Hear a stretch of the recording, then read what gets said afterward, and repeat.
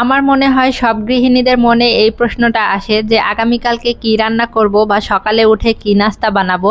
যতই ঘরে বাজার সদাই সব কিছু থাক তারপরেও মনে হয় যে আগামীকালকে কি কি রান্না করব, এগুলো মনে চিন্তা আসে। আমার তো আসে, আপনাদেরও কি এরকম চিন্তা ভাবনা আসে? অবশ্যই কমেন্ট করে জানাবেন। হ্যালো এভরিওয়ান, আসসালামু আলাইকুম। কেমন আছেন আপনারা সবাই? আশা করছি যে যেখানে আছেন সুস্থ আছেন, ভালো আছেন। আলহামদুলিল্লাহ আমিও ভালো আছি।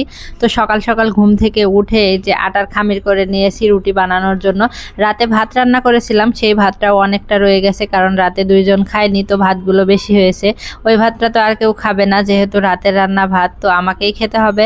আর এই যে দেখেন সবাই তো ঠান্ডা ভাত খাবে না, এই জন্য রুটিও বানিয়ে নিচ্ছি, কারণ বাসায় মেহমান আছে। তো মেহমান বলতে আমার মা আর আমার ননদের ছেলে এসেছে গ্রাম থেকে। তো ওরা যেহেতু আমার বাসায় প্রথমবার এসেছে, তো ওরা তো আমার বাসার মেহমানই।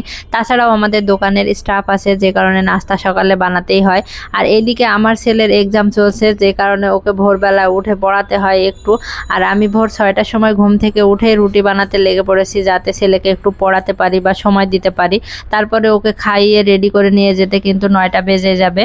তো ছেলের পরীক্ষা চলছে, যে কারণে এই কয়দিন ঘুম থেকে খুব তাড়াতাড়ি উঠে পড়ি। আর ঘুম থেকে উঠে নাস্তা রেডি করে তারপরে ছেলেকে রেডি করে নিয়ে স্কুলে যেতে আমার জন্য খুব প্যারা হয়ে যায়, কারণ রাতে ঠিক মতো ঘুম হয় না। আর এইদিকে সকালেও তাড়াতাড়ি উঠে পড়ি, যার কারণে শরীরটা খুব একটা ভালো থাকে না।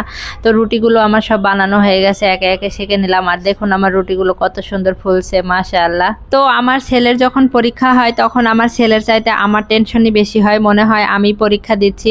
আপনাদেরও কি এরকম মনে হয় আপনাদের বাচ্চাদের পরীক্ষার সময়? অবশ্যই কমেন্ট করে জানাবেন। তো আমার রুটিগুলো সব ভাজা হয়ে গেছে, এখন আমি ডিম ভাজি করে নিচ্ছি। তো খাবারটা রেডি করে আমি রেখে চলে যাব, সবাই ঘুম থেকে উঠে খেয়ে নেবে, আর আমি ছেলেকে নিয়ে একবারে স্কুল থেকে আসব। তো আমার ভিডিওটা যদি আপনাদের কাছে ভালো লাগে তাহলে অবশ্যই লাইক কমেন্ট শেয়ার করে পাশে থাকবেন। ধন্যবাদ সবাইকে। আসসালামু আলাইকুম।